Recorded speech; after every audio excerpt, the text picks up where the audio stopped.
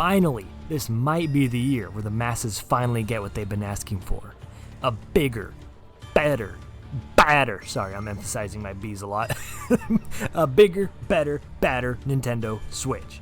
How's it going, everyone? Doogie Manhammer here to discuss what Nintendo has in store for us in the year of our Lord and Savior, 2024. Now, I've covered a few different rumors months ago regarding potential specs, a couple of launch games that the Switch's next console will presumably have, and a brand new rumor has recently surfaced saying that Nintendo's new console is for sure going to be a new iteration of the Switch, and it'll be more powerful. It's going to retail at $400, which assumedly is $399.99 MSRP, because no one ever wants to just say $400. It has to be $99.99 to make it seem cheaper, and it's like $300 technically, you know, whatever. Let's speculate on the new console, the Super Switch, or Switch 2, I don't know. Now, I full-heartedly believe that this new system is going to be fully backwards compatible with the current Switch library, both physically and digitally. Much like how it was with the 3DS with the DS backwards compatibility, you know?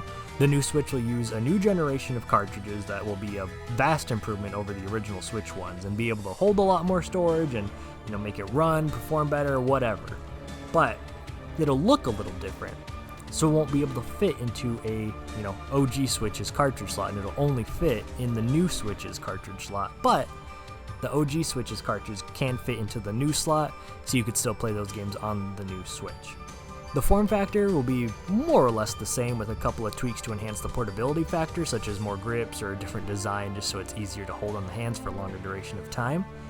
But I also think it's going to come out with brand new Joy-Cons that is much better fitting for the hand. Now, I know the original design for the Joy-Con was to make it simple, easy for you to have two controllers, but it was very small, very uncomfortable, awkward, no D-pad, you know, a bunch of complaints. And there has since been a savior of third parties to make new Joy-Cons and Joy-Con accessories to make it better, like the Grip Pro and a whole bunch of other things that make it a better experience to hold and use a Switch rather than just the stereotypical Joy-Cons. However, I do believe Nintendo acknowledges this and will create new Joy-Cons for the new system that will only work for the new system. However, I do believe that the old Joy-Cons will still work on the new system, just so people don't have to run out and buy a whole bunch of new controllers and parts right away, unless they really want to. I also think that the screen will be the same size as the OLED Switch, but it will only be an LCD screen. The OLED is a, you know, pricier thing to do, so to mass produce it I don't think is something Nintendo wants to do for their brand new console. They'll wait a few years and possibly make a OLED Switch 2, I don't know. But it will still be the same size as the new one, so it'll have more real estate than the original Switch did and just make it a lot better in comparison right away. I also believe there will be a brand new dock that comes with it that'll work only with the new system and support up to 4K output. However, if you have a bunch of docks laying around the house so you can take your Switch to different rooms like I do, the new Switch will support the old docks. Obviously, it just won't support the better output or anything like that. So whatever the new dock, whatever house has your main playing place for your TV, that's where the new dock's gonna go. I bet you that. I do believe that the two systems will coexist for a short time before the new system eventually takes over as the only supported hardware.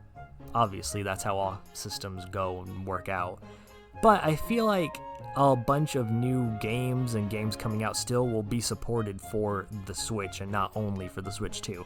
Much like how basically every single game is still supported on the PS4 and Xbox One for some reason, even though it's been, over 3 years since those have come out. So I don't think the old Switch is going anywhere. I still think they will be prioritizing, hey, these are Switch games, not just Switch 2 or, Switch 1 games. Obviously, there will be games that run exclusively on the Switch 2 because of the better performance and better hardware, and Nintendo will make that their primary console going forward. However, for the near future, I do think both systems will be compatible and will act much like the PS4 and PS5, where you can potentially upgrade the Switch version to the Switch 2 version or the new console version so it can run on the better hardware just for a small fee like how it currently is between PS4 and PS5, but will be available on both so you can purchase whichever one you want first right away. Now, the memory available on the system, just a small little thing, but I think it's just going to be the 64 gigs like how it is on the Switch OLED. I really hope it's not, and it's at least like 128 or something like that. Nintendo, please, dear God, why do you have such low memory on your consoles? It's so bizarre. But you can still swap out SD cards and, get a bigger one so it can all fit in there for sure. There will be 2 available SKUs at launch, but it will be purely cosmetic, being like different colored Joy-Cons. There is the idea going around, and Sony and Xbox have both done it, where there will be a digital-only version to make it slightly cheaper so they can advertise and say, hey, this new Switch is starting at $350, which will be like the digital version, rather than $400, which will be the regular version. But I personally don't think that's the case. I think they'll say it's $399 for 2 different versions, and the 2 versions are just different colors. And yes, I do believe the $399 price point is believable. I believe that's acceptable. For the brand new consoles that launched back in 2020, both retailed at $500 or $499, and I know they've recently gone on sale and had a couple of revisions, like the PS4 or the PS5 Slim recently came out, and I believe it's priced at $500 still, or at $449. And that the Xbox Series X has recently had like $100 off promotion, or I don't know if that's the new price point that it is now at $399. But it launching at $399 will make it on par or even cheaper than the competition still, so I don't think it's that much of a worry, especially considering the OLED is retailing at $349.99, at least when it first came out. So the extra $50 bump for a brand new Switch rather than just the OLED Switch, I think it makes sense.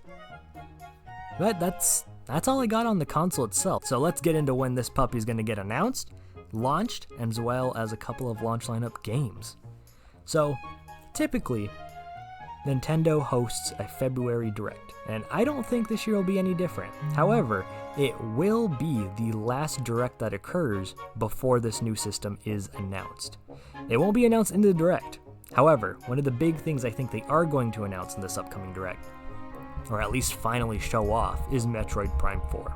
Now, I know, Metroid Prime 4, oh my god, it's finally going to be shown. It's not going to be shown. It's been a unicorn for the last 6 years. Dear God, almost 6 years. Freaking A. It's been 6.5 years. Anyways, there's 2 reasons why I think this. 1, I believe that Metroid Prime 4 is going to be the main launch title for this new system, much like how Breath of the Wild was for the Switch. And reason number 2, Metroid Prime 4 was teased back in 2017 during Nintendo's E3 Direct, RIP E3.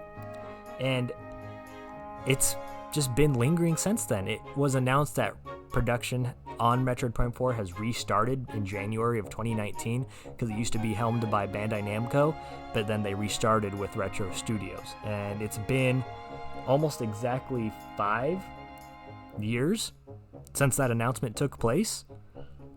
So I think it's time we finally see Metroid Prime 4. I really, really do. And I really think Nintendo wants to keep its promise of releasing Prime 4 while the Switch is still in its prime. I'm sorry, I had to. I really, really had to.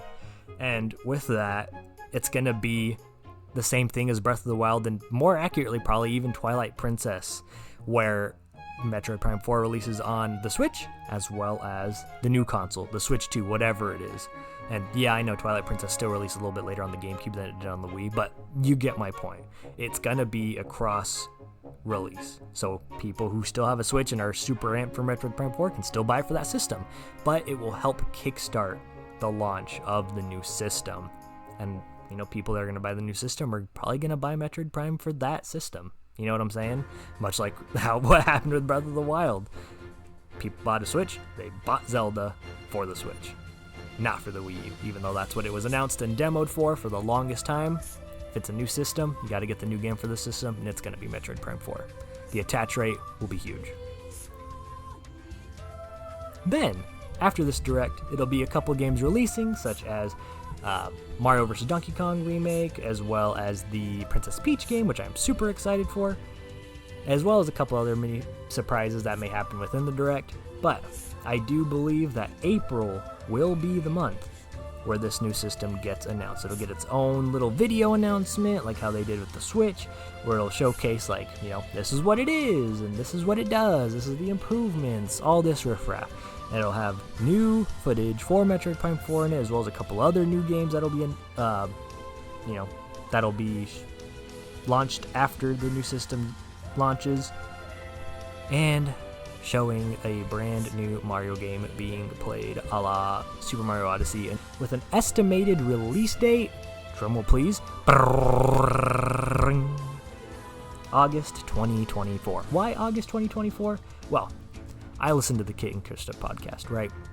And I do firmly believe that they'd have a point in wanting to release a brand new system before the holiday season and not at the holiday season, so that they can get through whatever rough patch that they have for, you know, selling out, scalpers market, all that stuff, and giving themselves a couple months to figure out those issues if it does happen to the new Switch, so that it can be readily available for the holiday season and they can buy Black Friday, whatever.